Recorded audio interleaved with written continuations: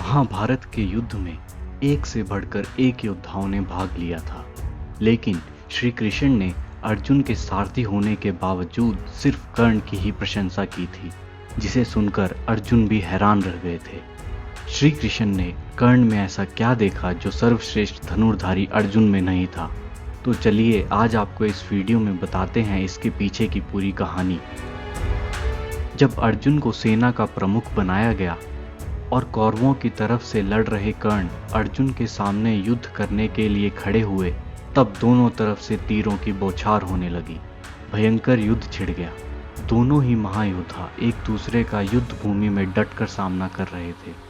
जब अर्जुन कर्ण के रथ पर अपने धनुष से बाण चलाते तो कर्ण का रथ मीलों दूर चला जाता, लेकिन जब अर्जुन के रथ पर कर्ण बाण चलाते तो वह कुछ कदम ही दूर जाता।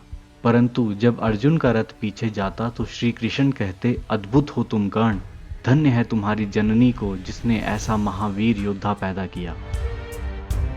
इससे पहले श्री कृष्ण ने कभी किसी भी योद्धा की प्रशंसा नहीं की थी। यह सुनकर युद्ध भूमि में अर्जुन का मनोबल टूट रहा था। इसीलिए अर्जुन ने श्री कृष्ण से पूछा कि हे भगवान, ऐसा क्या है उस कर्ण में जो मुझ में नहीं है? मैंने तो उसका रथ अपने बाणों से मीलों पीछे कर दिया, लेकिन फिर भी आप उसकी प्रशंसा कर रहे हैं। तब श्री कृष्ण बोले, हे अर्जुन, जिस रथ को तुम पीछे करते हो वह एक सामान्य रथ है और उसे चलाने वाला भी एक साधारण सा सारथी है। उसकी कोई विशेषता नहीं है। लेकिन जिस रथ को कर्ण कुछ कदम भी पीछे कर रहा है, उसमें मैं तुम्हारा सारथी हूँ, जो पूरे त्रिलोक का भार लेकर बैठा हूँ। और तुम्हारे रथ की ध्वजा पर हनुमान बैठे हुए हैं, खुद त्रिलोकी नाथ बैठे हुए हैं।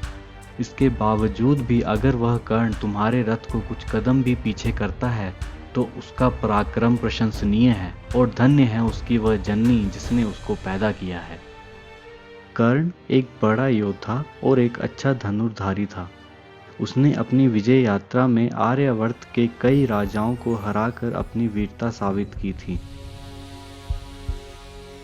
हालांकि जीवन भर उसने अर्जुन से व्यर्थ का द्वेष रखा और उसे हराकर स्वयं को श्रेष्ठतर सिद्ध करने की कोशिश करता रहा, जो कि किसी भी युद्ध में नहीं हुआ।